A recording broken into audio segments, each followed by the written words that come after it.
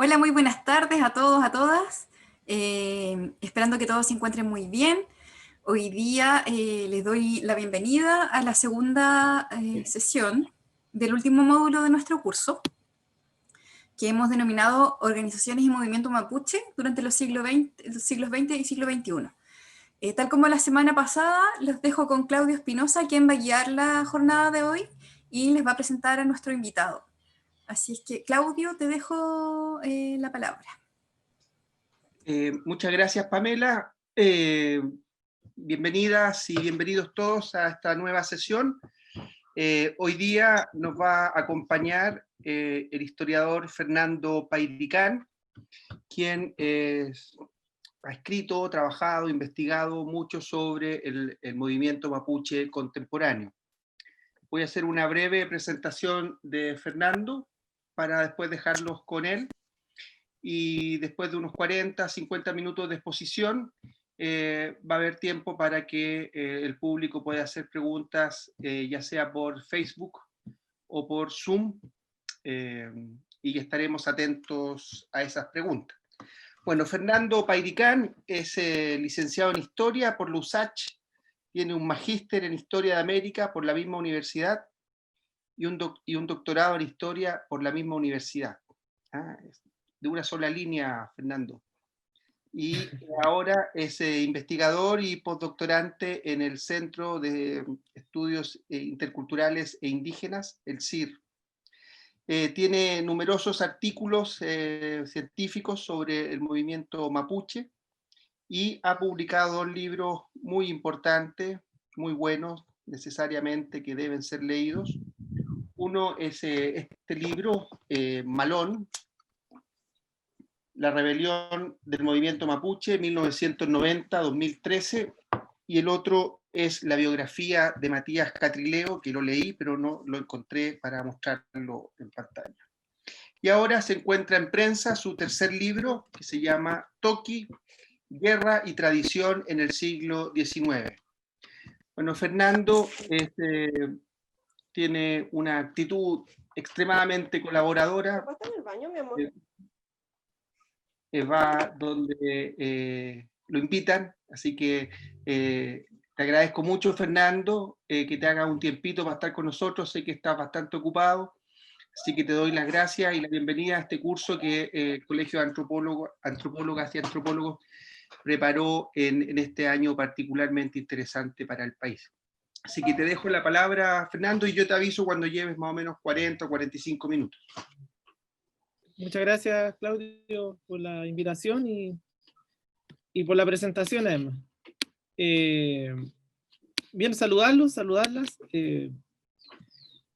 Denominé a la presentación la gran revuelta del pueblo mapuche en torno a un concepto que usan bastante los sociólogos de México, de Guatemala, para dar cuenta del fenómeno del movimiento indígena en América Latina en los últimos 30 años, y que también, por supuesto, tiene relación con lo sucedido con el pueblo mapuche. Y para iniciar me gustaría abrir tal vez con un párrafo de Licura Chihuailaf, quien señala en para mí me parece un libro tan importante, El recado confidencial a los chilenos, en el año 1999, cuando lo publicó. Había publicado algunas piezas antes en la revista Bicicleta, algunas publicaciones salen en el diario La Nación, pequeños extractos, pero luego sintetiza todo su desarrollo y su pensamiento político en esto, ¿no? Y en la página 27 de Recado Confidencial de LOM Ediciones, dice el Licura: y usted seguramente se preguntará qué significa una reducción. Significa mucha de nuestra gente fue asaltada en sus hogares, castigada, torturada, trasladada, relocalizada, fuera de sus parajes habituales o asesinadas, porque reducción, privatización, dicen algunos, viene de privar, de despojar, de algo. Prohibir o estorbar, predominar, es un concepto, dice, utilizado por los estados chilenos y argentinos desde mediados del siglo XIX y materializado a fines del mismo, y contiene el hecho de que nuestro pueblo fue reducido, reubicado en las tierras generalmente menos productivas de nuestro territorio y de nuestro país mapuche, ¿no? Y como siempre me parece que Licura nos ayuda para dar cuenta de lo complejo que son las relaciones políticas entre el Estado y el pueblo mapuche en Chile, y también la relación que tiene el Estado argentino con el pueblo mapuche en lo que nosotros llamamos desde acá Puel Mapu, y que de alguna manera nos ayude a comprender esta historia mapuche, creo yo, ya no tan solo desde una visión específica de acá del Estado, del lado chileno, ¿no? Sino comprender, como bien dice Adrián Moyano, que el territorio mapuche abarca de mar a mar. Y en ese sentido lo que haré hoy de dialogar en torno a nuestra presentación será en torno a la noción que el pueblo mapuche desarrolla a partir de su historicidad, reconociendo los aportes que distintos investigadores e investigadores han hecho a lo largo de la historia como estudio historiográfico. Así que si tienen duda o preguntas, yo creo que igual pueden interrumpir, si me permiten, para no extenderme, y luego también pueden hacer las preguntas al final. Comienzo siguiendo la idea de Silvia Rivera Cusicanqui con la idea de las memorias, ¿no? Ella habla de las memorias en su libro o a lo largo de su obra para hablar de las capas coloniales. Entonces, siguiendo esa perspectiva de Silvia Rivera Cusicanqui del taller de historia oral andina, de estos pensadores bolivianos que en los 70 y los 80 empezaron a repensar a partir de la cosmología aymara, el proceso indígena. También el Licura creo que ha hecho un aporte a partir de interpretar la historia mapuche a partir de la memoria, ¿no?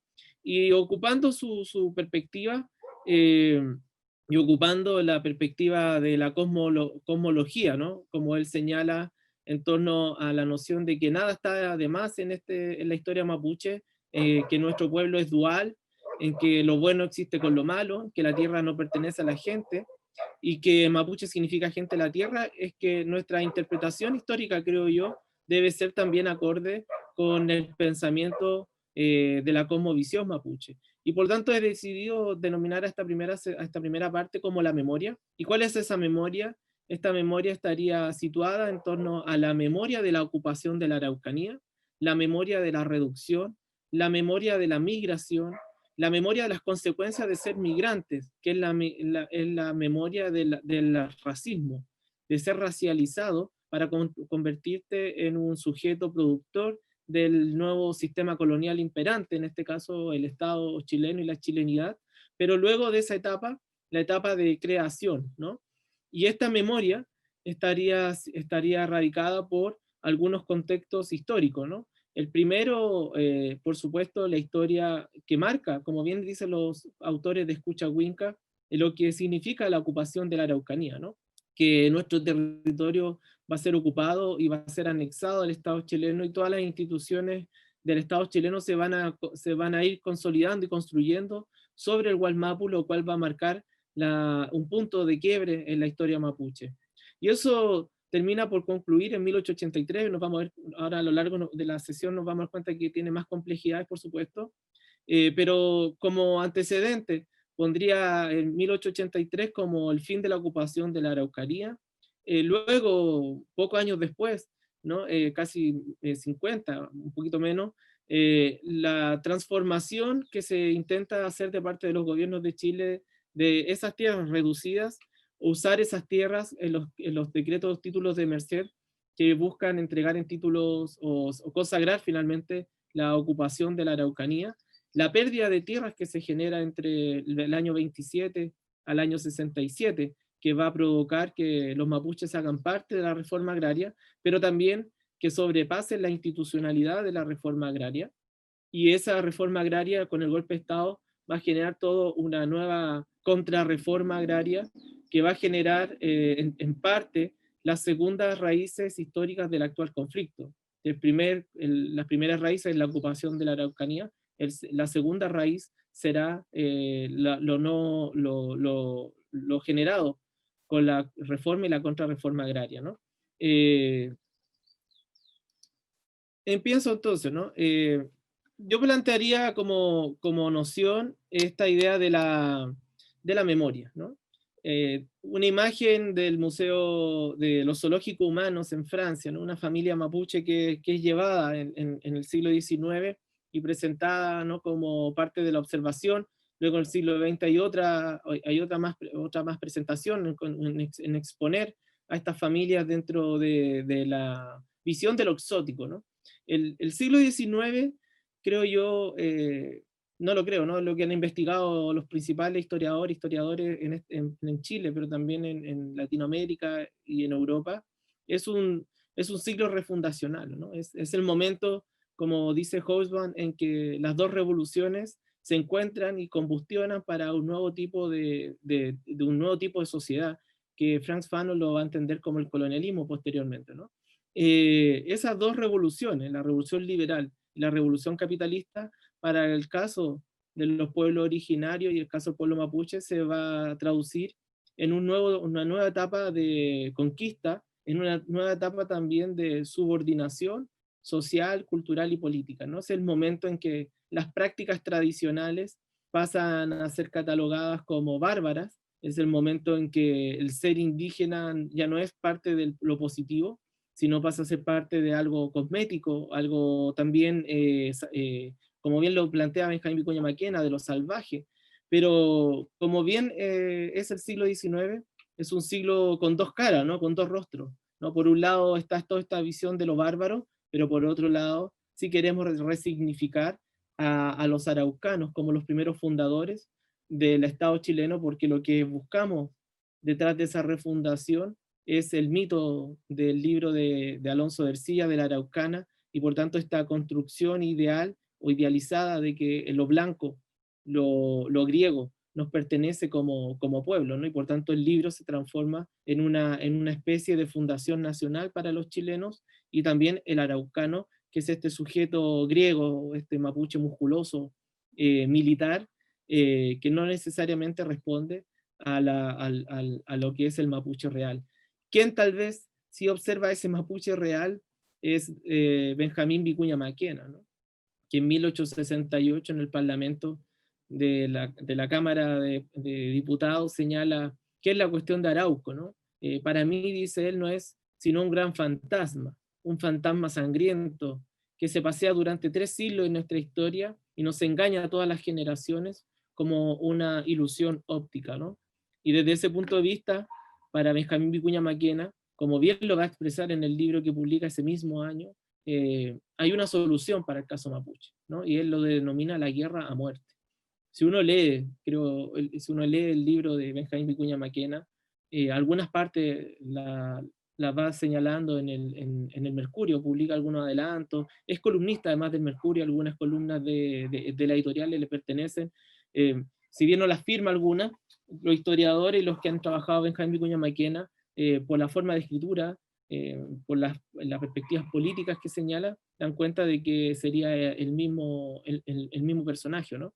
Y de alguna manera, Benjamín Vicuña Maquena observa que la ocupación de la Araucanía es parte de un proceso político que debe llevar toda la República. Y él mira con mucha atención lo que está generando Estados Unidos sobre sobre las tierras Sioux, ¿no? Y de alguna manera él señala que el mundo del liberalismo avanza hacia el interior, hacia la frontera, ocupando esas tierras porque son fértiles para el desarrollo, ¿no? Y por lo tanto, creo que Benjamín Vicuña Maquena es muy interesante, como es el siglo XIX, ¿no? Es dicotómico, ¿no? Tampoco todo es negativo en el personaje en sí mismo. Pero creo que sí es interesante ver cómo este historiador, por lo demás, va observando, ¿no?, que no es necesariamente positivo, bueno recuperar este legado del mapuche, del araucano, como parte de la construcción y fundación del Estado chileno, ¿no? Y por tanto él, de alguna manera, como liberal, está combatiendo con los gobiernos conservadores este mito fundante de ver a los mapuches como parte de la herencia hispana, y él lo decide de alguna manera arrancar de una u otra forma para poder acercarnos al auténtico liberalismo, que sería sin este peso de la noche, como tal vez lo podría señalar Portalio, ¿no? ¿Cuáles las dificultades del siglo XIX, creo yo, ¿no? De alguna manera lo que yo sostengo es que para entender la historia mapuche actual es importante comprender el siglo XIX del Estado chileno, ¿no? Porque de alguna manera la construcción de Estado tiene mucha relación con lo que pasa hoy en este país, pero también la historia mapuche del siglo XIX tiene mucha relación con lo que sucede hoy, ¿no? Y me gustaría un poco plantear 4 puntos. El primero, como lo estoy observando yo plantearía que la primera etapa de la relación entre el Estado chileno y el pueblo mapuche lo podríamos denominar como la memoria de los parlamentos. Cuando Chile se independiza del Estado de España y comienza el periodo de la guerra-muerte, los chilenos, O'Higgins, Prieto, incluso Manuel Bulnes, ¿no?, que van a ser los primeros presidentes conservadores, intentan desarrollar los parlamentos con el pueblo mapuche. Intentan continuar con esta visión de los parlamentos españoles, ¿no? Los parlamentos, como dice Zavala, ¿no?, en su libro, son especie de contrato, ¿no?, de acuerdos entre las partes en que actúan, dice Zavala, con cierta soberanía y con independencia cada uno, ¿no? Y de alguna manera los parlamentos son contratos en la cual se toman acuerdos y también deberes, y esos deberes se van dando cuenta en la reciprocidad y en las ofrendas que mutuamente se van haciendo como distintos pueblos.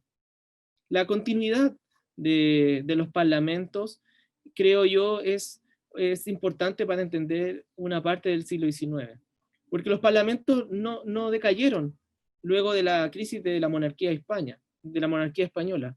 Y a mi juicio, por lo menos la biografía de Mañil Bueno, que Claudio hacía a visión de que pronto va a ser publicada como libro, una de las cosas que a mí me tomó de la convicción de este gran Toki, es que para él los parlamentos eran un acuerdo político y que la resistencia mapuche, luego de la caída de España, debía ser en reponer los parlamentos como ese acuerdo político.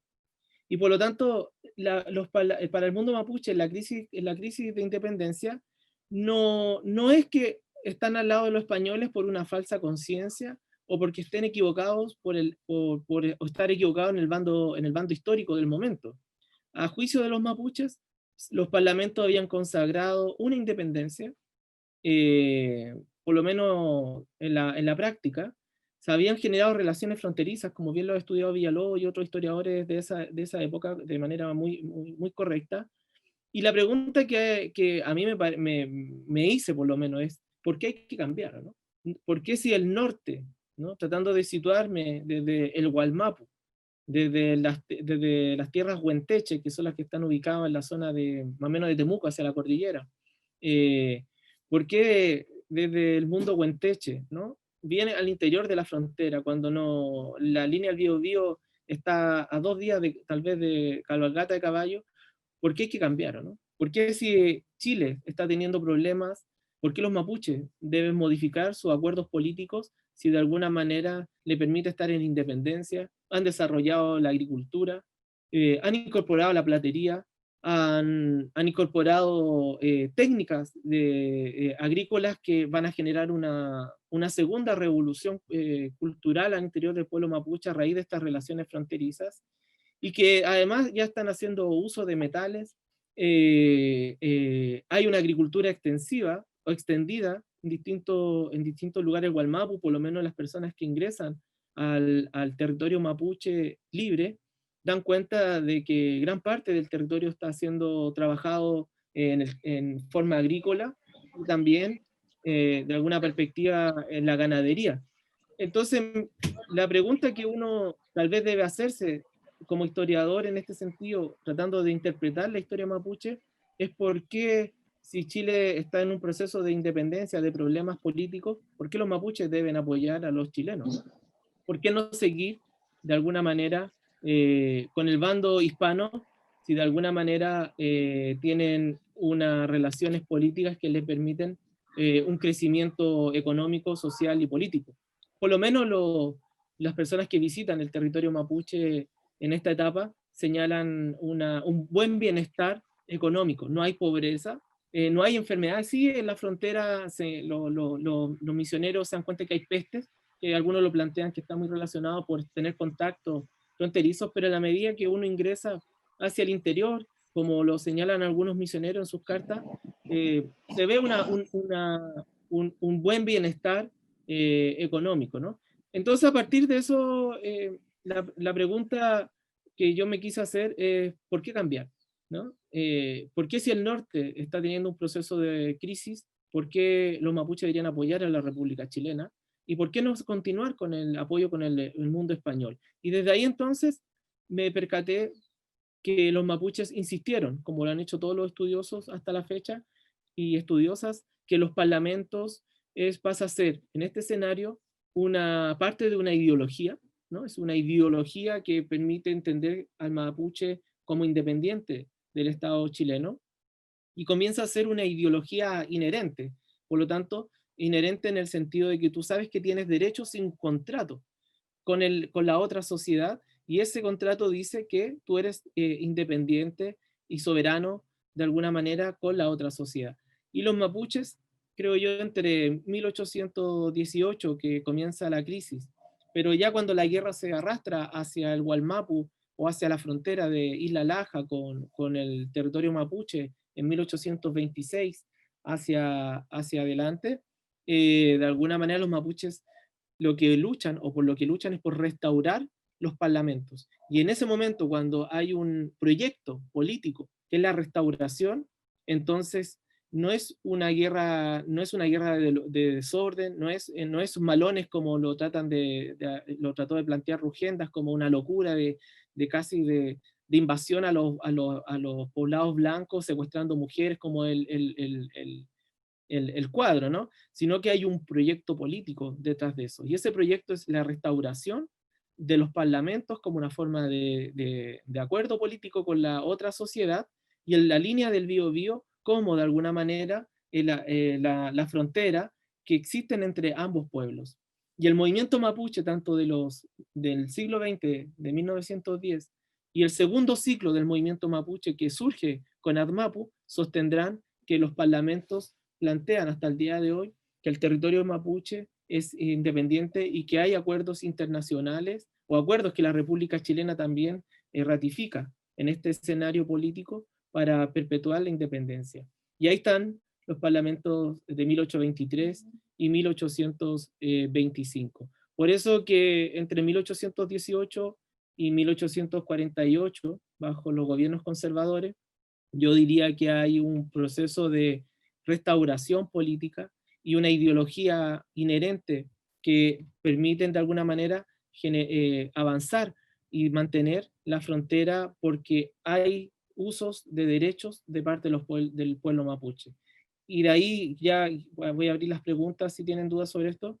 Mi cuarta o quinta pregunta o variable, digo yo, ya me perdí en cuál voy, de alguna manera en que si las revoluciones de independencia y la Revolución Francesa generó un revuelo a nivel por lo menos de América Latina y europeo, no quiero ser tan totalizador y decir que el mundo, porque Japón y otros lugares están viviendo otros procesos distintos también que el África, por lo menos en este lugar, la pregunta es si la ilustración, ¿no? Esta idea de tener derechos y contener derechos, ¿cuántos los pueblos originarios también fueron parte de esos mismos derechos, ¿no? Y tal vez cuánto de la modernización también, no como un sentido de dejarlo indígena, ¿no? La modernización entendía como saberse sujetos de derecho, también los mapuches lo comprendieron en este contexto histórico y por lo tanto se levantan contra contra los republicanos o contra los patriotas, porque de alguna manera este sector nuevo, estos nuevos chilenos, no estaban respetando esos acuerdos firmados, y eso hace entonces que el mundo mapuche decida, entre otras cosas, colaborar o apoyar al mundo hispano para defender su parlamento político, que al final es su testamento, es una especie de contrato social, si uno lo quiere mirar de una u otra forma. No sé si tienen preguntas hasta aquí. Me extendí mucho en esta primera parte, pero me emocioné. Sí, alguien preguntaba en el chat, pero algo a lo que no has llegado todavía, preguntaba que qué querías decir con el gran levantamiento. pero no llegaba ahí todavía. Gran levantamiento en Mapuzungún es lo que el movimiento denomina el Futa Malón, ¿no? El Futa Gran, ¿no? Y el Malón, un poco los levantamientos, las revueltas, las luchas, ¿no? Y de alguna forma, el Futa Malón, que es algo que el movimiento mapuche de los 80 lo va a trabajar profundamente, ADMAPU, en sus documentos. Normalmente lo que plantean los intelectuales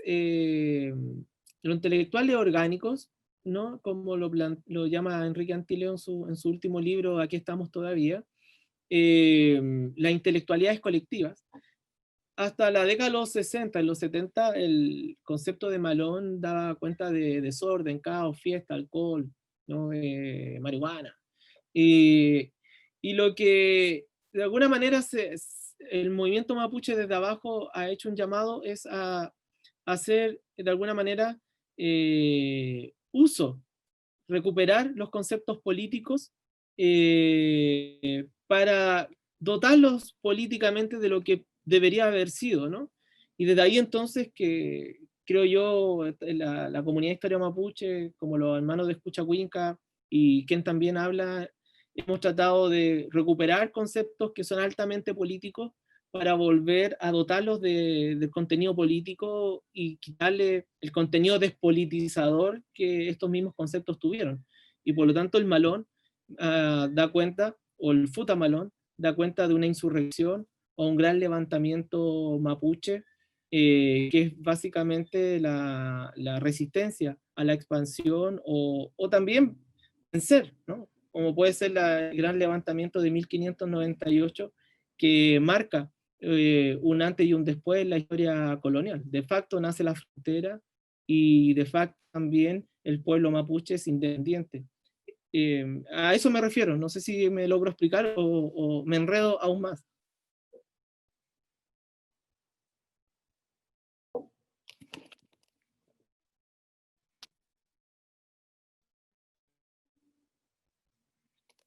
¿En qué sentido, Carla, lo de la reivindicación lingüística?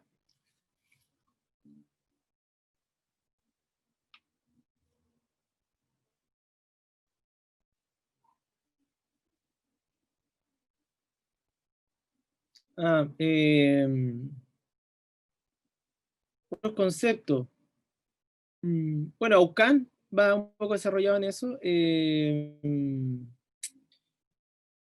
Cagüín puede ser, ¿no? Normalmente el Cagüín se está ocupando, se ocupa por la sociedad, por todo, ¿no? El mapuche también como de hablar a espaldas de otra persona. Pero el Cagüín es una reunión específicamente de las mujeres mapuches para acordar temas sociales y políticos en los encuentros, ¿no? Yo creo que otros conceptos, pero son más afrodescendientes, el concepto eh, de independencia, como el quilombo, ¿no? Que también quilombo se asocia a desorden, caos, pasarlo bien, y el quilombo son territorios construidos por los esclavos para recuperar todas sus tradiciones políticas, culturales traídas del África y romper la esclavitud y por tanto generan estos quilombos que son espacios de autonomía y libertad. Ahí podría poner algunos como conceptos, ¿no? Siguiendo un poco con esta noción de la idea de los parlamentos, ¿no? Y esta idea de acuerdos políticos, en 1848 a 1852 comienza la expansión del Estado chileno, desde Isla Laja en específico, que es el lugar de la frontera, donde está situado Los Ángeles, el Salto en Laja. Los primeros presidentes conservadores son de este territorio, y por tanto la expansión territorial comienza a ser desde este lugar, ¿no? ¿Qué hay en el Gualmapu que es atractivo para la élite chilena? Primero las tierras, que son abundantes y son fértiles para la agricultura, pero sobre todo para la ganadería. Los yacimientos de carbón, ya hay exploraciones en las décadas del 30 al 40, exploraciones sobre el carbón y los yacimientos que están en el Golfo de Arauco, y sobre todo ya luego que se desarrolla ya el de Lota, el carbón se convierte, por supuesto, en un elemento fundamental para poder generar la combustión de la energía a vapor, que es la gran revolución del siglo XIX. Y eso está ubicado en la cordillera de Nahuel Buta, que significa tigre, el gran tigre. Y es es una de las partes más altas de la cordillera de la costa, ¿no? Y es una cordillera que tiene araucarias, ¿no? Hoy día todavía tiene algunos, pero en ese tiempo estaba cubierta por araucarias, bosque muy antiguo, y el carbón, que se transforma, por supuesto, en un elemento fundamental para que la república quiera expandirse, pero sobre todo la élite que vive en Isla Laja, ¿no? ¿Quiénes son los que están en Isla Laja? ¿Quiénes son? Son Manuel Bulnes, son Joaquín Prieto, son Cornelio Saavedra, ¿no? Que de alguna manera van construyendo su imperio. No se pueden expandir hacia el norte, porque hacia el norte está la élite del Valle Central, ¿no? Por tanto, lo único que queda para poder seguir creciendo como élite es la expansión hacia el sur. Y Cornelio Saavedra era interesante como personaje, porque no es solamente un militar, es un empresario. Trabaja con Cousiño, va a ser intendente de Valparaíso, y desde la intendencia de Valparaíso, él dirige los ejércitos previos a la ocupación de la Araucanía, ¿no? Antes de 1861. En 1861 él toma la decisión de viajar al sur y dirigirla militarmente, encabezar el ejército. Pero él está dirigiendo todas las campañas intelectualmente y políticamente desde Valparaíso, el lugar por excelencia del capitalismo del siglo XIX. Entonces ahí están las cartas de Cornelio, yo las tengo, las pude revisar, donde él firma desde la Intendencia de Valparaíso para mantener en orden las insurrecciones portuarias que se están desarrollando en ese contexto. Por lo tanto, la ocupación de la Araucanía, como una parte de todas las ocupaciones del siglo XIX, son promocionadas por empresarios, promocionadas por intelectuales, por el pensamiento político de la época. La prensa cumple un rol fundamental, por lo menos el diario El Mercurio y El Ferrocarril, el Mercurio más asociado al mundo empresarial de la quinta región, de Valparaíso, bueno, el Mercurio Valparaíso, y el Ferrocarril, que también tiene una mirada más liberal, más de la industrialización. El diario conservador de la época, el diario araucano, increíblemente llama un poco a moderar esto, ¿no? Dice, hay que recuperar, hay que cuidar a los viejos caupolicanes, qué sé yo, pero el mundo empresarial tiene obsesionado que en la Araucanía, o el territorio que va desde el Biobío hasta el río Tolten, les mete a Chile todo su desarrollo, por lo menos económico, ¿no? Luego lo van a hacer en el norte también con las saliteras. Por lo tanto, la élite chilena, y en eso yo estoy de acuerdo con los historiadores, creo que es una élite, más que nada, que la guerra ha situado y ha construido a este país. Y por tanto, comienza la expansión territorial en 1830, ya se empieza a desarrollar, pero las batallas ya son mucho más fuertes en 1850. Comienza la expansión territorial del Estado chileno con la fundación de la provincia de Arauco en ese mismo año, la cual permite una consolidación de una estructura legal de parte del Estado chileno, y con ello van llegando colonos, chilenos común y corriente, militares, que son los que van a empezar a consolidar la ocupación de este territorio mapuche a partir de este año, y luego lo van a terminar por consolidar tal vez en 1861, cuando comienza ya la ocupación de la Araucanía. Y ese año, entre 1858 a 1861, se produce el gran levantamiento armado del pueblo mapuche que termina, por de alguna manera, atacando los fuertes de Arauco, y también deteniendo la expansión del Estado chileno, y es en el cual muere el Toqui Mañilbueno, al cual yo le dediqué mis últimos 5 años para poder hacer la biografía de él, y ya pronto voy a publicar el libro, y él muere en este gran levantamiento, pero no muere porque queda herido, no muere porque ya está viejo, cae enfermo, pero también hay una muerte, creo yo, que está muy asociada con todo el trabajo político que él hace desde 1800, diría yo 1828, que surge ya como personaje, como un líder político, y de alguna manera todo el trabajo que él hace entre 1820 y lo logra, es detener la expansión del Estado chileno en distintos momentos históricos.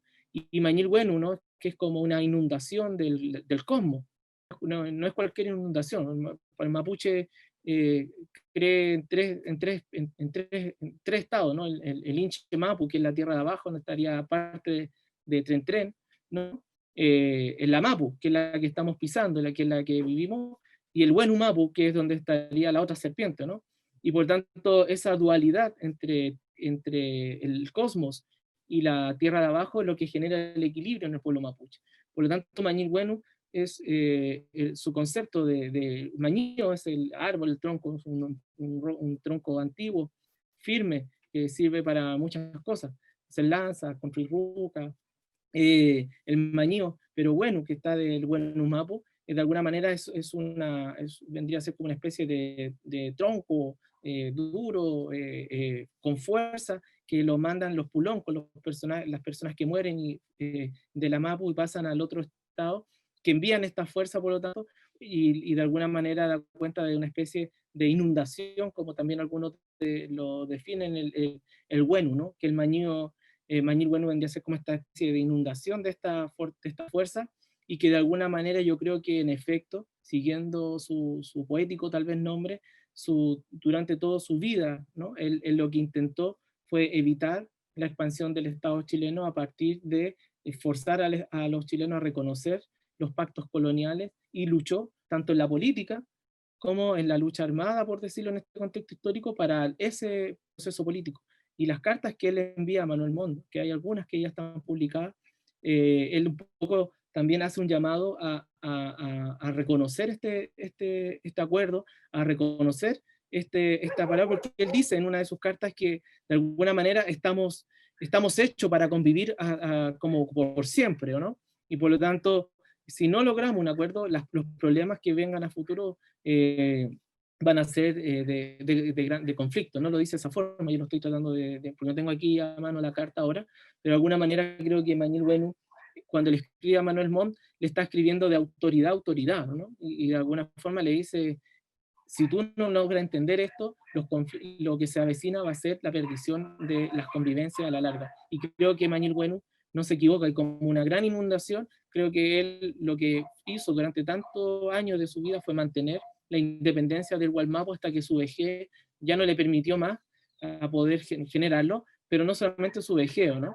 Sino además lo que significa la revolución industrial, que va a ser el aceleramiento del tiempo, pero también un paso más tecnológico, y por lo tanto en la medida en que va llegando un ejército chileno con más personas, cada vez más, con más migrantes, porque los migrantes se ponen fusiles y van a conquistar el territorio mapuche, pero además con las armas de repetición que van a ser tan trascendentales para vencer a los pueblos originarios, y el adoctrinamiento que ellos toma el ejército chileno de Francia, ¿no? Ahí hay un sargento Chávez de apellido.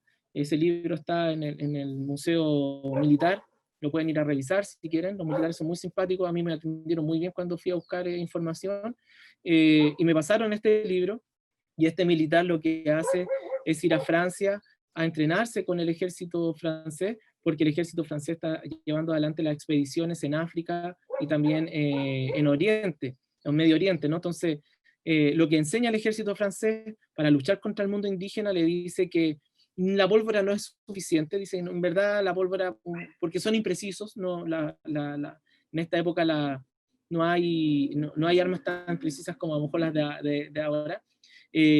Son zonas montañosas, entonces tampoco los cañones pueden llevar, entonces dice la mejor forma de vencer a los indios, como sale ahí en el libro, es con bayonetas, ¿no? Es luchando cuerpo a cuerpo. Y por tanto hay un giro de parte del ejército chileno, que de alguna manera es comenzar a ocupar las mismas tácticas indígenas en contra de ellos, y eso le va a ir generando vencerlo, vencer al pueblo mapuche, que también es parte de la renovación militar que están desarrollando el ejército en Estados Unidos y otros, pero este ensayo militar le va a permitir a Chile vencer en la guerra del Pacífico y llegar hasta Lima, porque la guerra, tanto del Morro Arica como otras batallas, van a ser de luchas de bayonetas, ¿no? Y ese aprendizaje lo obtienen luego de haber resistido y vencer la resistencia del pueblo mapuche y del ejército encabezado por el Toqui Mañilhuén. No sé si tienen preguntas, parece, voy a leerla, o algún comentario.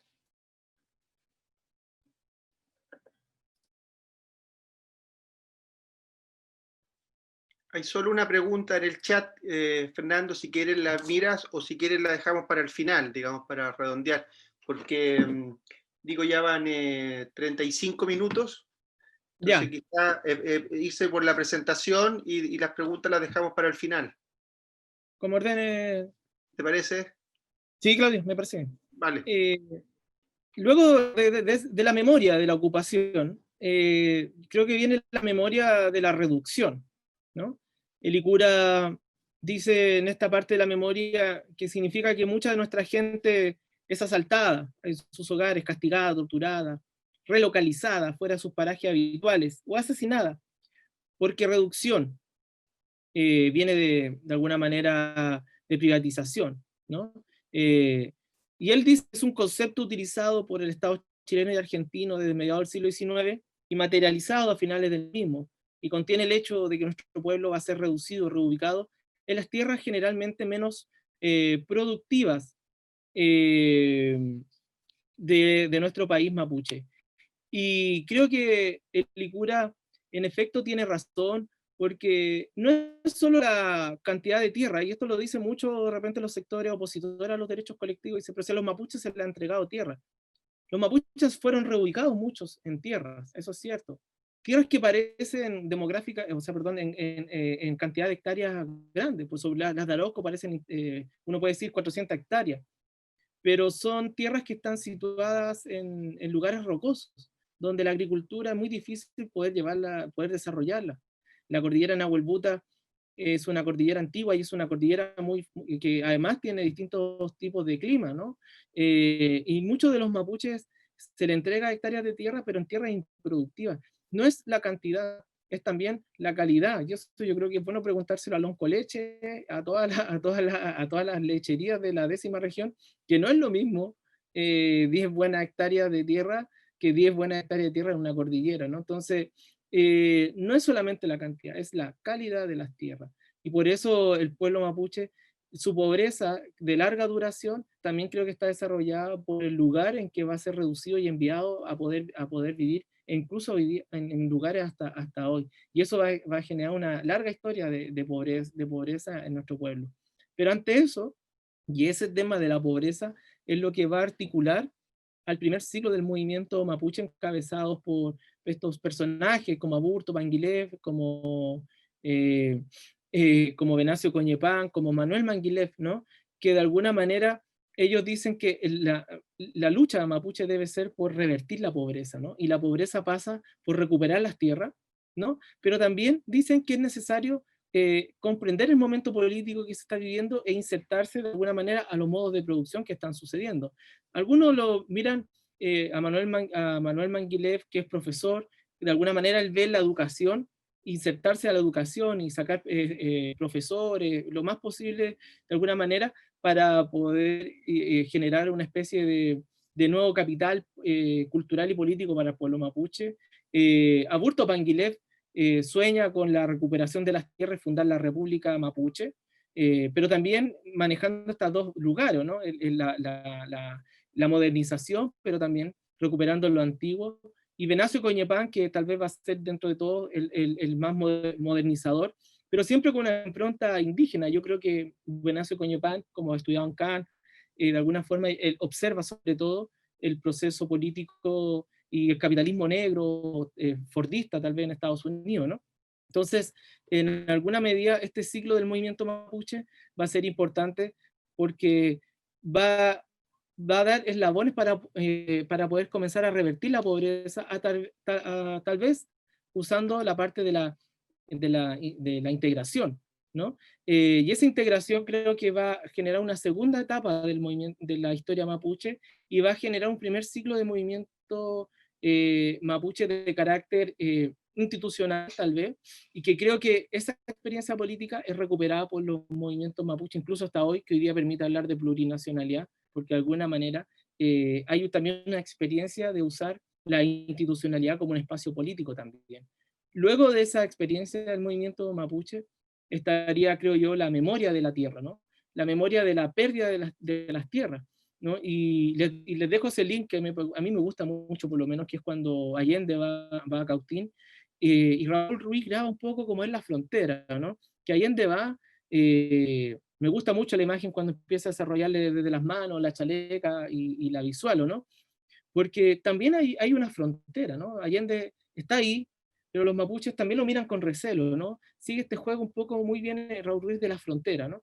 Y por tiempo no lo voy a poder colocar, pero les dejo el link para que lo podamos observar, porque de alguna manera te vamos a llamar compañeros, creo que da cuenta de lo complejo que son las relaciones fronterizas también para cualquier actor político que se plantea la transformación, ¿no? Pero sí es un momento determinante, sobre todo el año 71, porque el movimiento o parte del pueblo mapuche asociados con el Partido Comunista, con el MIR, también autónomos, independientes, comienzan a recuperar tierra de lo que se va a denominar el cautinazo, y del cual Allende y la Unión Popular, antes de ver la revolución de alguna manera sobrepasada, creo yo, toma la decisión de reformar Cautín y pasar a llevar incluso tal vez la misma institucionalidad, la reforma agraria, que está más pensado para los latifundios, que no es necesariamente la realidad de Cautín, porque son propiedades más pequeñas, pero que de alguna manera es lo que vive una revolución, ¿no? Que es el momento político,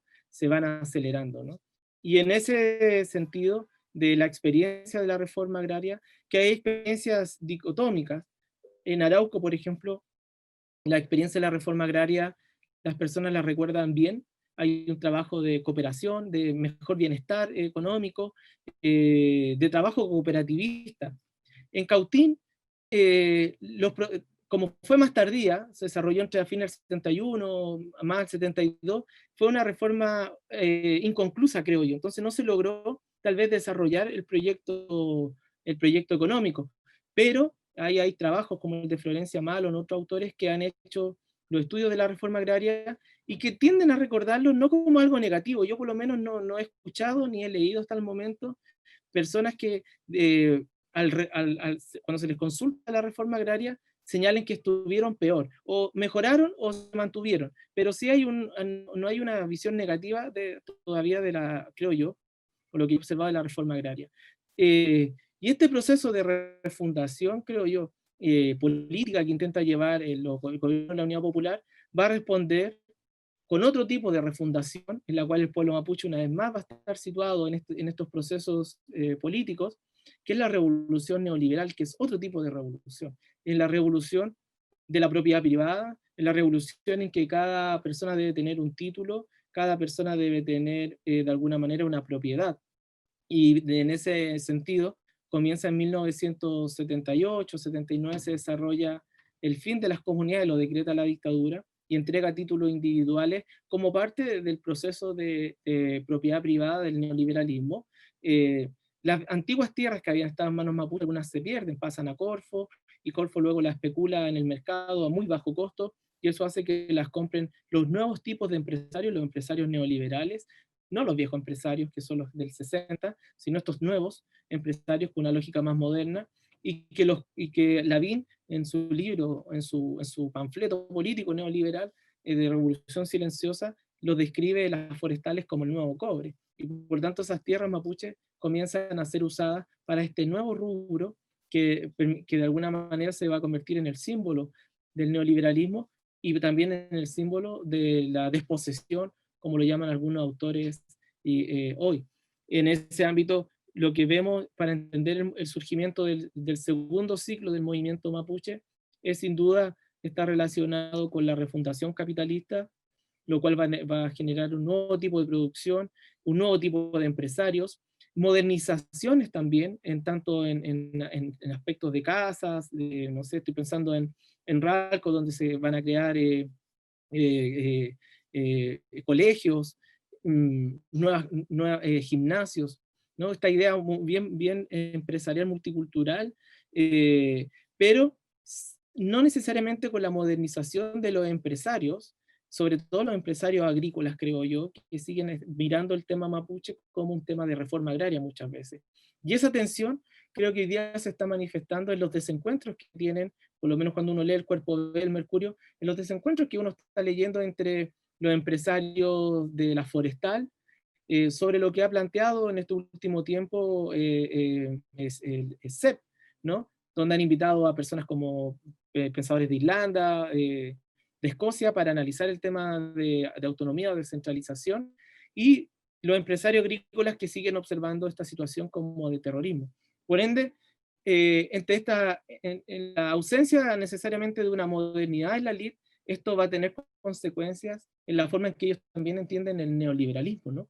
Porque el neoliberalismo lo entienden de parte de los empresarios como un neoliberalismo en que el Estado tenga que fomentar la producción, donde el Estado tenga que subsidiarlo. La forestal por lo menos es una empresa que estuvo subsidiada por el Estado por mucho tiempo, y de alguna manera el neoliberalismo para los empresarios también, creo yo, está muy asociado con la intervención del Estado, pero siempre que ellos puedan de alguna manera desarrollar su economía sin problemas sociales. Entonces es un Estado servicial, ¿no? Que le presta servicios al mundo empresarial, o de alguna manera es cooptado, ¿no?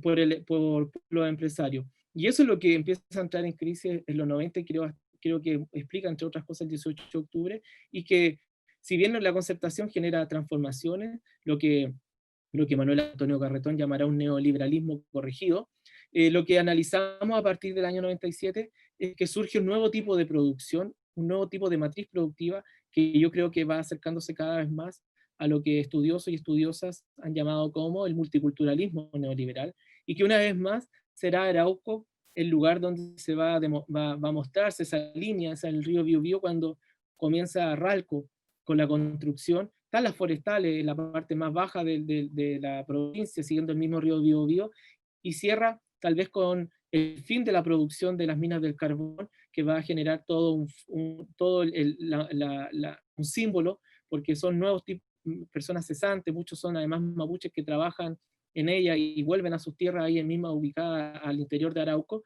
pero además es el fin del viejo modo de producción, tal vez del siglo XIX, y a cambio comienzan las forestales, las hidroeléctricas, que es el nuevo tipo de símbolo. Y una vez más será la línea del Biobío la que sea la frontera de este nuevo momento económico, ¿no? Y en este ámbito, para concluir, creo que se cierra este contexto histórico tal vez con esta perspectiva de los 90, ¿no? Esta transición también que hay en el movimiento mapuche, ¿no? Es que por un lado está la Ciela Huinao, que publica este salmo en el año 92, donde dice que somos un pueblo de alguna manera marcado, ¿no? No somos un pueblo elegido, pero estamos marcados y hemos sufrido, ¿no? De manera constante. También está las voces del futuro del político también, ¿no? A Ocán Wilcamán, cuando hace este discurso en Temuco con la Buenufoye, una bandera que no es permitida, ¿no? Y su autor, el Peñi Recuerda, dice que ver la bandera entre el humo, ¿no? Cuando la presentaron en Temuco, y Aucán Wilcamán de alguna manera dice en este discurso que está en Punto Final, que si alguien quiere investigar, Punto Final y El Siglo son los que más están publicando cosas del tema de los mapuches en los 90, dice: si triunfamos los mapuches, nos doblegan o nos acallan los huincas.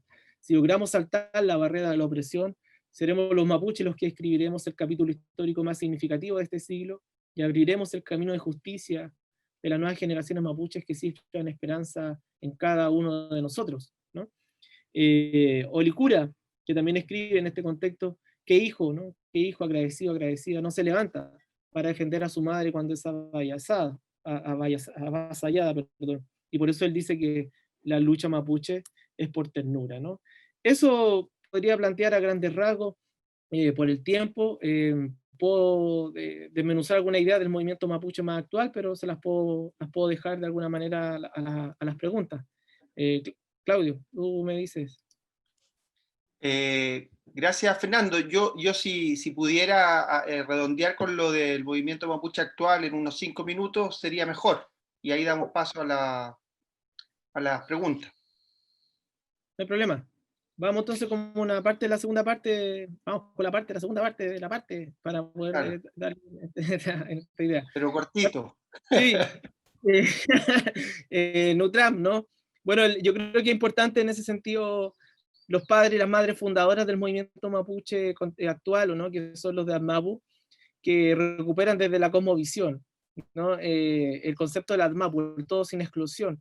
Y muchos de ellos viven la experiencia, la reforma agraria, la experiencia del exilio, la idea de continuar la tradición. También escriben, publican los primeros, continúan con esta tradición de la fundación de los diarios, ¿no? Que ya lo tiene el primer movimiento mapuche, pero ya uno puede situar la escritura en el siglo XIX con las cartas mapuches y también con los sellos. Ahí en el Museo en Buenos Aires, en Argentina, están algunas herramientas de Calfucura, de cómo él da cuenta de cómo la escritura es parte del pueblo mapuche ya del siglo XIX, ¿no? En nuestra propia evolución cultural, tal vez por decirlo de una forma, ¿no? Y comienzan estas organizaciones como ADMAPU, que es el todo sin exclusión, ¿no? Y para mí el ADMAPU representa, ya lo he dicho, eso voy a apurarlo nomás, representa que pone las banderas de la autonomía, ¿no? Y de alguna manera son los sembradores de la ideología mapuche. Nos enseñan, y eso Anayao ha sido muy pedagógica en decirnos, que de alguna manera ellos empezaron a luchar por una nueva constitución ya en esa época, ¿no? Y que de alguna manera también de plantear la demanda a nivel internacional, a nivel nacional. Y por tanto lo que va a construir el Consejo de Todas las Tierras, el Auquín Gualmapu Nublam, será una continuidad y una profundización de esta línea política que el ADMAPU viene desarrollando en este contexto histórico. El aporte de la Auquín Gualmapu Nublam, yo lo he dicho, son muchos, ¿no? La creación de la Huenufoye es sin duda el emblema más importante, de alguna manera sitúa el nacionalismo mapuche como parte de este discurso político, y el nacionalismo es uno de los temas políticos hoy día, creo yo, ante el contexto internacional que estamos viviendo. Entonces, el nacionalismo mapuche es usado como una nueva forma de pensar la política, de estructurar el poder, dicen ellos, en base a la descolonización, pero también dan una propuesta. La autonomía se construye desde abajo, y esa autonomía se construye desde las comunidades y por tanto desde las movilizaciones sociales y políticas. Algunos viven esa experiencia muy niños, ¿no? Por ejemplo, algunos prisioneros políticos hoy día mapuches que están, ¿no? Pensando en Facundo Yoneguala, quien por siempre trabajar y luchar por su juicio justo, ¿no? Y un debido proceso. Él recuerda en Argentina cómo llegaban algunos miembros del consejo y cómo se fundan las organizaciones mapuche allá, y él es niño, acompaña a su papá, a su abuelo que es dirigente, ¿no? Y escucha estas reflexiones políticas. También otros dirigentes que ven al consejo cuando son jóvenes también, y luego van a ser parte de la fundación de la organización, de la coordinadora Comayeco, y me atrevería también a decir que Aucan Huichanmapu, esta organización que aparece por los medios, trabajada como tan radical, algunos tienen una experiencia cuando son niños, jóvenes, secundarios, viendo al Consejo de Todas las Tierras en Temuco. Muchos salen del colegio y están viendo la marcha del Consejo de Todas las Tierras, y hoy día algunos son miembros, creo yo, de esta organización, que es la primera organización que el movimiento mapuche resignifica como auténticamente mapuche. Por eso que creo que es importante para entender el movimiento actual, partir tal vez observando el Consejo de Todas las Tierras, y que la historia de este movimiento mapuche, esta nueva etapa de Auquín Gualmapu, perdón, de Aucan Huichanmapu, o la RAM en el caso de Argentina, ¿no? Para ellos, la historia mapuche y el problema parte en 1883 con la ocupación de la Araucanía. El problema ya no es con los españoles, ¿no? Y ellos resignifican estos movimientos mapuches a los personajes históricos que resistieron al Estado chileno, ¿no? A Calfucurra, en el caso de Argentina, a Mañirueno, a Quilapán, ¿no? Por lo tanto, la historia de este movimiento mapuche actual, y que yo creo que se está fundando, este nuevo tipo de movimiento mapuche, de alguna manera están viendo el proceso político actual. Y ese movimiento, por lo demás, trabaja en la recuperación de las autoridades tradicionales, por eso que es un movimiento de alguna manera con bastante presencia de autoridades tradicionales. Muchos son hablantes mapuzungún, los actuales presos políticos son hablantes mapuzungún, y por tanto hay toda una construcción de un nacionalismo mapuche con un ensello identitario distinto, creo yo, ¿no? Y para ellos el programa político de este nuevo movimiento, de este surgimiento de este movimiento mapuche, es el Gualmapu. Y el Gualmapu parte del Biobío al sur, y por lo tanto todo lo que no esté ahí, esté ahí debe de alguna manera salir o negociar un pacto político para aquello, ¿no? Entonces, es un movimiento que tiene una bandera, que son hablantes de Mapuzungún, en que las autoridades tradicionales son actores políticos importantes en este escenario, y eso hace que sea un movimiento tal vez distinto. Y tal vez lo que vemos es que esta siembra ideológica que va a generar el Auquingual Mapununla, luego la coordinadora Ocumayeco, el Auquingual Huichan Mapu, que es la actual organización, por supuesto, más todas las políticas de afirmación identitaria que se han hecho desde el Ministerio de las Culturas, desde CONADI, etcétera, todo eso creo yo, más el contexto internacional en el cual hay un resurgimiento del nacionalismo, y la crisis también en algunos lugares del multiculturalismo, ¿no? Que ha visto el surgimiento de nuevos tipos de nacionalismo identitarios. Por supuesto, todo ese contexto creo que explica la radicalización o un nuevo tipo de movimiento mapuche que tal vez el que está surgiendo, a mi juicio, en los últimos 4 o 5 años atrás. Ya no es la recuperación solamente de las tierras, es la recuperación del territorio, pero ya no solo recuperación del territorio, algunos hablan directamente de la independencia del Gualmapu, ¿no? Y eso estaría muy incrustada, dicen ellos, con la historia de las memorias. La memoria comienza ya no con España. La memoria mapuche es la ocupación de la Araucanía. Esa es nuestra memoria lábica. Y la memoria mediana es la pérdida de las tierras por muchos de los agricultores que, no queramos, ¿no? Hoy día son víctimas del proceso político, pero también fueron, de alguna manera, también fueron parte del proceso de despojo territorial que se vivió en esta época. Por lo tanto, esa memoria también es parte de lo complejo de la situación política que creo que se vive en algunos lugares de la Araucanía, y que Jorge Pinto lo ha llamado en su último libro como cosas no resueltas por esto mismo.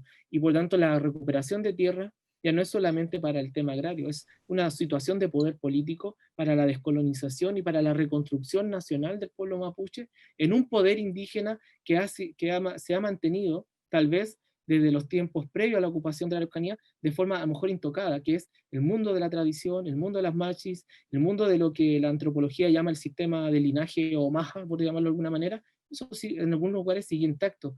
Y como ustedes mismos han estudiado mucho mejor que yo, como su saber disciplinar, el linaje, ¿no? Y de alguna manera el sistema de linaje indígena también puede ser depredador en el sentido que necesita expandirse para poder seguir, para sobrevivir. Y por lo tanto, lo que yo creo que hoy día estamos observando es justamente un sistema de linaje en mapuche que logró perpetuarse luego de la ocupación de la Araucanía y que ha logrado revitalizarse por todo lo que hemos hablado hasta el momento, y que hoy día está en proceso de expansión también, ¿no?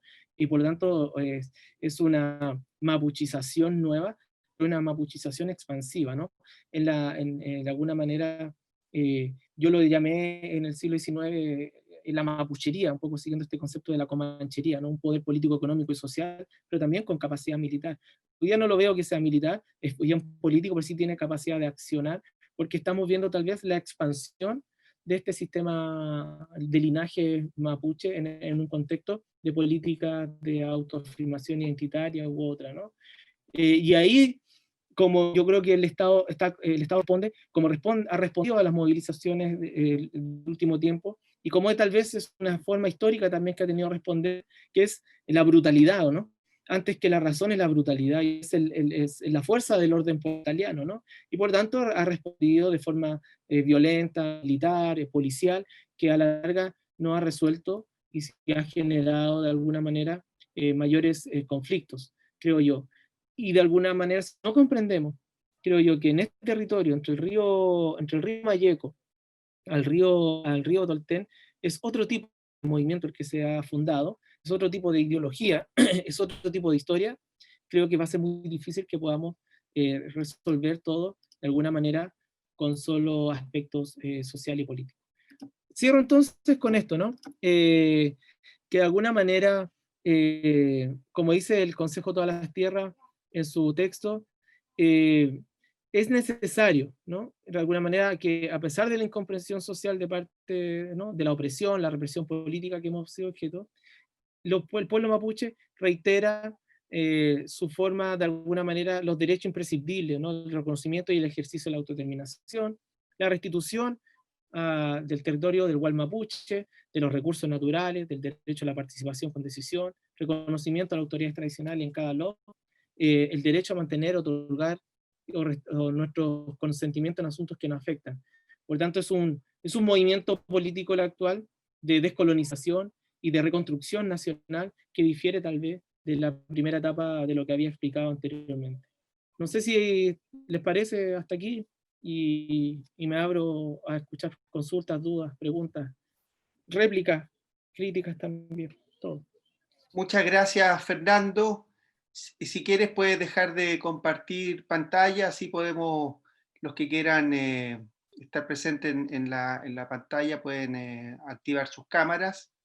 Muy interesante tu presentación, muy interesante esta idea de vincular a través de la memoria los hechos históricos, ¿no?, que gatillan y que permiten comprender el movimiento, la demanda, las reivindicaciones actuales. Así que muchas gracias por tu presentación. Pamela, no sé si tú tienes anotadas preguntas por el Facebook, y yo voy a bucear aquí en el chat que habían algunas. Sí. Tengo una pregunta de Mario Grimau que dice, si compara la situación actual de España, como el País Vasco, Cataluña, etcétera, con el Mapudungún, ¿cuáles son las semejanzas y las diferencias? Carmen Gloria pregunta, ¿en qué año se comienzan a entregar los títulos de merced y comisario? Y si estos títulos son reconocidos actualmente por el Estado chileno.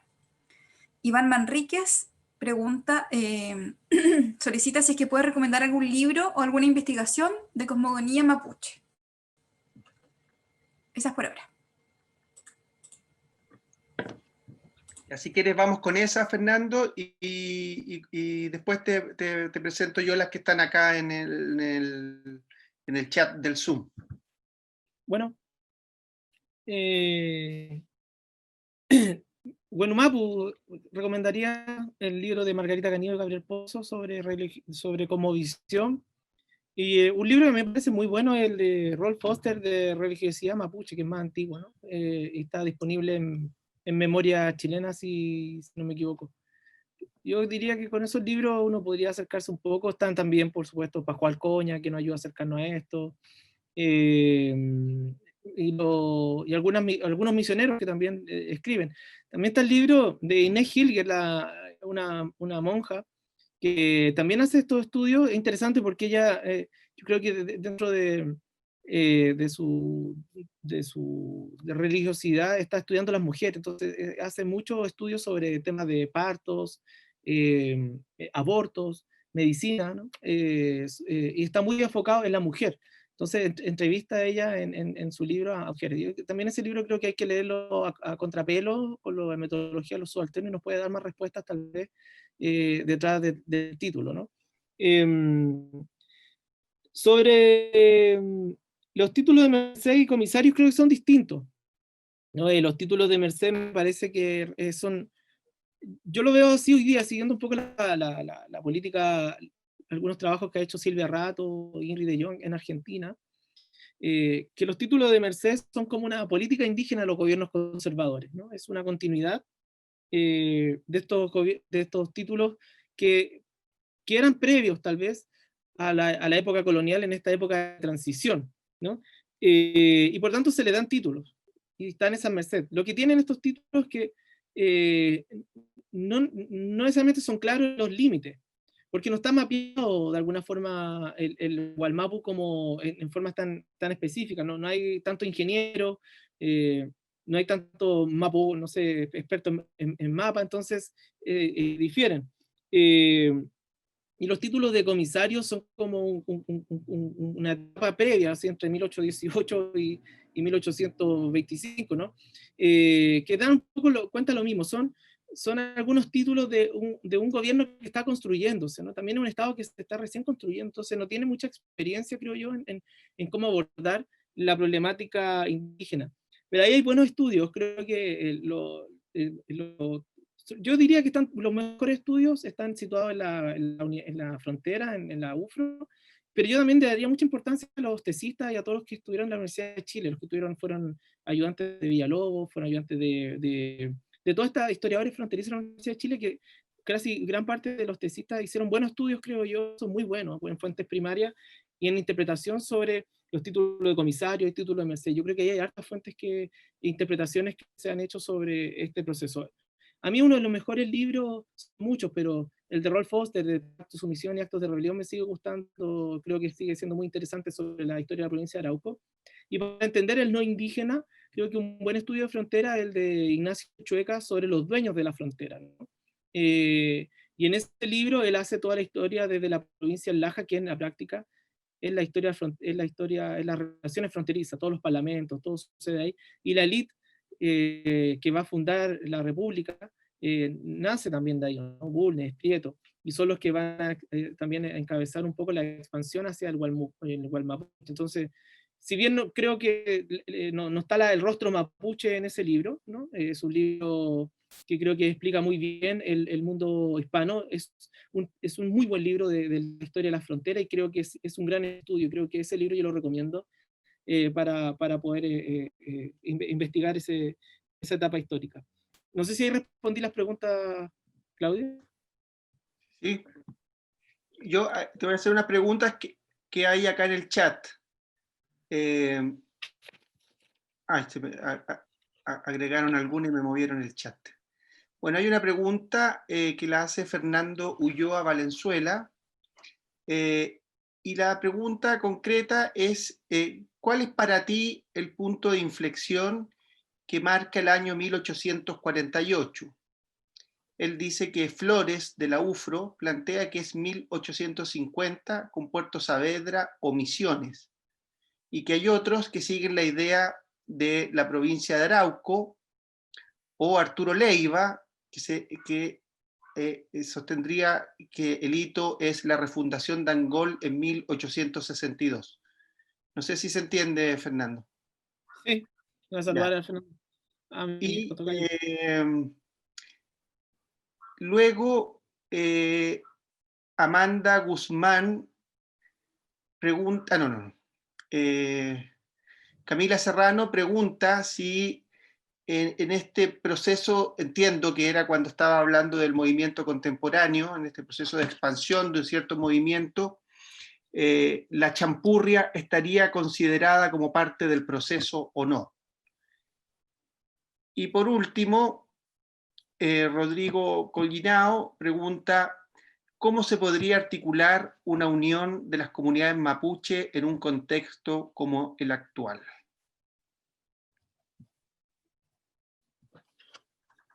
Ya, me parece. Yo creo que la primera pregunta, la de Fernando, es súper interesante, porque es todo el proceso histórico y las revoluciones revueltas en este mismo momento. Entonces, ¿qué año? Bueno, la pregunta que a toda la historia le gusta, ¿no? ¿Qué año es el que lo comienza, no? Yo diría que ninguno, porque de alguna manera todos van como están acelerado el tiempo en esta etapa, todas las fechas se van acelerando a sí mismas, ¿no? Entonces,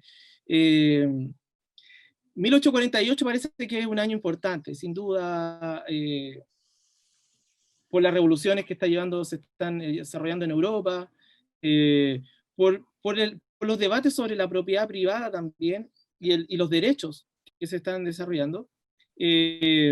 1850 es ya es la expansión como tal del Estado, ¿no? Y 1862 la fundación de Angol, que da inicio ya un poco a lo que ya muy bien llama Arturo Leiva la ocupación de Ultra Biobío, ¿no? Del interior. Yo me atrevería a decir que es complejo poner una fecha límite, porque yo creo que son todas partes del mismo proceso. Pero creo que sin duda tal vez la fundación de Angol va a marcar un punto de inflexión en la historia mapuche, ¿no? Porque consolida de alguna manera un lugar estratégico, político y táctico que va a permitir al Estado chileno una mayor movilidad para poder penetrar hacia el interior del territorio mapuche, que se mantiene autónomo, ¿no?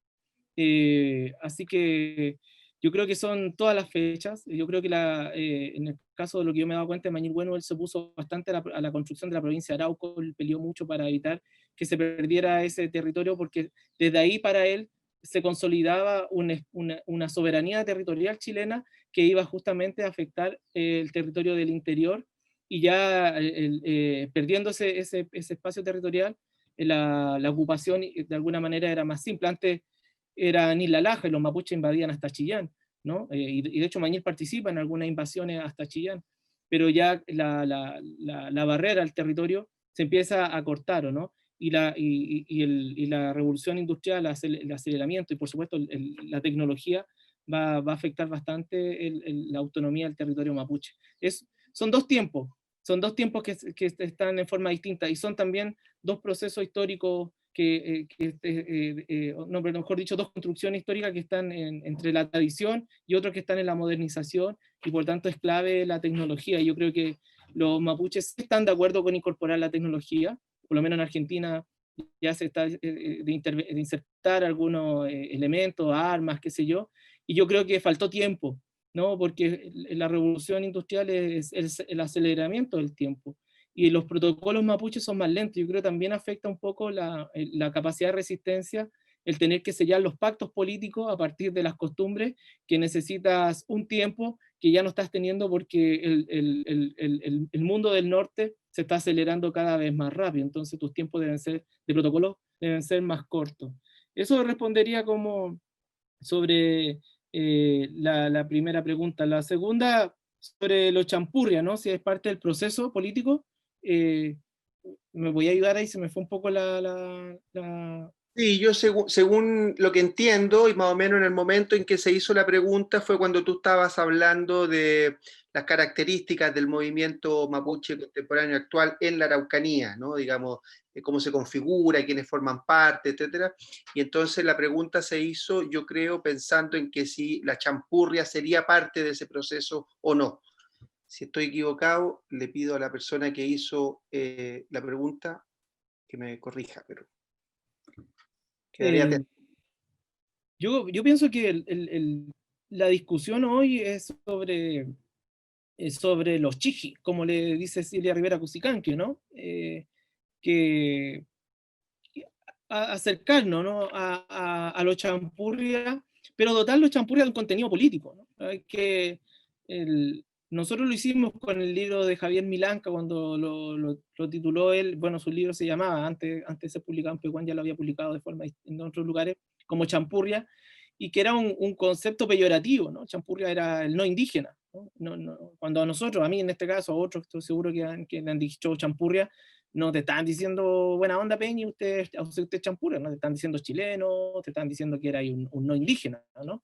O sea, entonces resignificarlo champurria como con un contenido político, creo que también ha sido un trabajo ideológico de parte de un sector del pueblo mapuche y de la intelectualidad, de los poetas, escritores, para poder dotar de heterogeneidad, como se diría, el contexto político actual. Entonces, el champurria es sin duda o lo abigarrado, ¿no? O los chiji, como se denomina, es parte fundamental del proceso político actual, ¿no? Porque de alguna manera conviven los dos mundos. Pero yo me he dado cuenta que en el siglo XIX también, creo yo, me he observado que en el siglo XIX no era tan clara, o sea, estaba claro cuál era el pueblo mapuche, pero también había espacio para incorporar a lo no indígena e incorporar elementos de lo no indígena para el desarrollo de la sociedad mapuche. Yo no, por lo menos cuando yo leo las cartas del siglo XIX, veo algunos pensadores políticos de la época.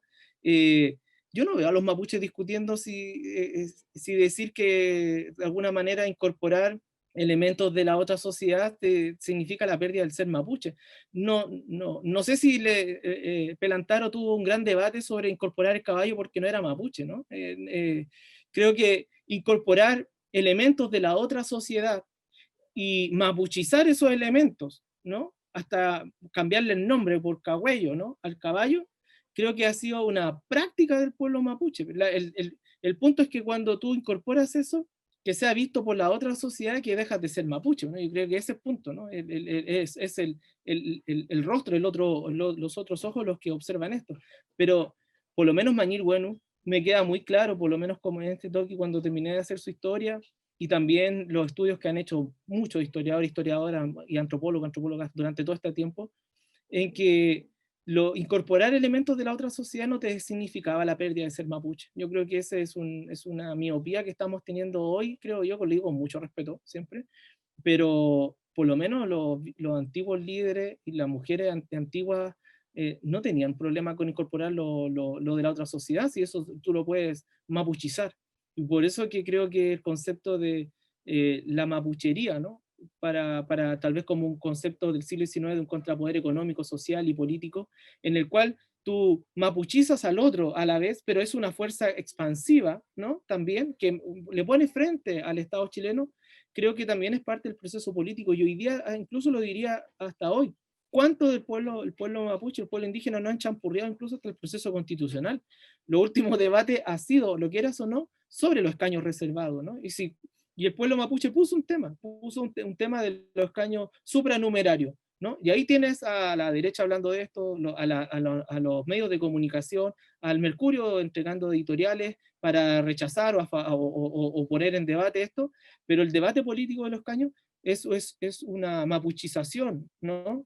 De parte del pueblo al proceso constitucional, ¿no? Entonces esa capacidad política yo creo que no se debe de desmerecer y dar vuelta a la frontera, ¿no? En vez de ver la frontera siempre como que el pueblo mapuche está a la defensiva en la frontera, evitando que el otro entre, si uno la da vuelta, de repente a lo mejor te cambia y decir, mira, a lo mejor los chilenos están más asustados con los mapuches de que nos estemos de alguna manera expandiendo políticamente y socialmente. Y en este contexto del siglo XIX, creo que las fuentes por lo menos me permiten dar cuenta, creo, como lo han hecho todos los estudiosos, de que son los chilenos los que están más asustados de la expansión del pueblo mapuche, y por eso tiene que dotarlo de una ideología negativa para poder de alguna manera llevar adelante eso.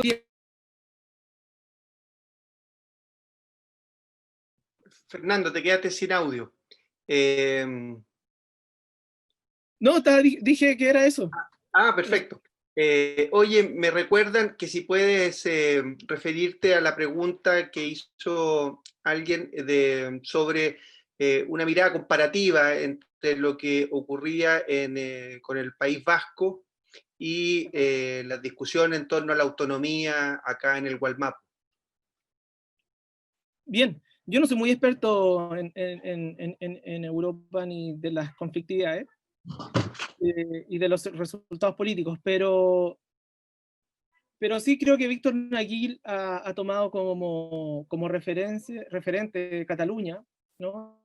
Su escrito, él escribió, hizo un análisis sobre el proceso de descentralización en Cataluña, su propuesta política sobre el Mapuzungún, ¿no? Que para la Araucanía sea reconocido como la lengua oficial, ¿no? Creo que bebe harto de esa experiencia. Creo que se pueden tomar alguna experiencia del País Vasco. En el 2000, ¿no? El País Vasco tuvo harta cercanía con el movimiento mapuche, escribían bastante sobre lo que sucedía acá. Entonces yo creo que son experiencias que el movimiento mapuche sí la ha usado.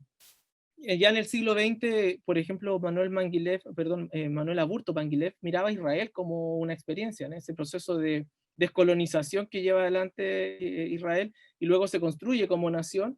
Manuel Manguilef miraba Israel como un ejemplo también, y él anunciaba y decía, bueno, tenemos que crear una república indígena.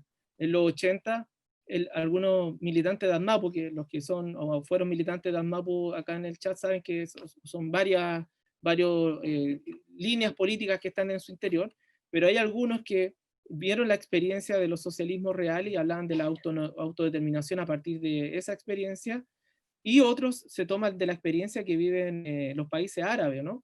En ese contexto de descolonización. Otros están en México, están mirando las discusiones que se están desarrollando en ese debate. Quería un poco cerrar a esa pregunta, que no tengo tan claridad de cómo cerrarla, porque en verdad estoy dando más insumos para el debate. Me recuerdo de cuando entrevistamos a la Lamiana Nayao, ¿no? Y me gustaba mucho cuando ella decía que era, bueno, decía, yo andaba en los 80, decía en México, dijo, y ahí andaba el Evo, decía. decía, era más cabrito Leo, decía. Y ahí estaba Leo, empezó un poco a recordar a todos los dirigentes, que luego ella decía, y después uno los vio en los 90 en Ecuador construyendo la plurinacionalidad, en Bolivia decía, ¿no? Entonces, de alguna manera, como el movimiento mapuche también ha estado, creo yo, conectado con los debates internacionales y también con los liderazgos políticos que en los 90 y el 2000 van a volver a construir poder político indígena, ¿no? Entonces estos debates también son parte de estas generaciones que a mí me parece que son los sembradores políticos de la ideología mapuche, ¿no? Las generaciones de nosotros, no sé si lo estamos haciendo tan bien, ¿no? En eso yo creo que hay que ser muy autocrítico, ¿no? Pero los sembradores políticos, los sembradores de ideología, son lejos ellos y ellas de los 80, los 90, el 2000, ¿no? Nosotros estamos cosechando y no sé si lo estamos haciendo tan bien. Bueno, Fernando, muchas gracias. Creo que ha sido una gran presentación. Hemos quedado bastante conectados entre esto que vimos la semana pasada, en términos de cómo se ocupó el Wallmapu, cómo se constituyó allí la propiedad, cómo eso provocó y generó un conflicto que perdura hasta el día de hoy y que sigue reproduciéndose. Es decir, que frente a una serie de intentos, muchas veces algunos muy espurios, de tratar de solucionar lo que a todas luces parece un acto injusto de la sociedad nacional, se cometen una serie de errores y barbaridades que provocan que el conflicto aumente y que la posibilidad de llegar a la construcción de una sociedad intercultural, respetuosa de su diferencia y además absurdamente negadora de la riqueza de su cultura, esté cerca. Así que, Fernando, muchas gracias por aceptar esta invitación, por mandarte más de una hora ahí hablando. Te recomiendo que destape algún líquido ahora para la garganta, que hace bien, y les agradezco a todas y todos la asistencia del día de hoy. La próxima semana tendremos la presencia de dos antropólogas muy conocedoras de la región, del Wallmapu, que han estudiado mucho las interacciones entre los municipios, el Estado, las comunidades, los programas, etcétera, y que tienen una visión muy cercana respecto de las dinámicas contemporáneas de las comunidades mapuche en la actualidad. Así que quedan invitadas e invitados para el próximo martes a esta misma hora y en este mismo canal, y que les vaya muy bien. Muchas gracias, Fernando. Muchas gracias. Eucayal. Eucayal. Peña y la miel. Eucayal. Adiós. Gracias, Fernando.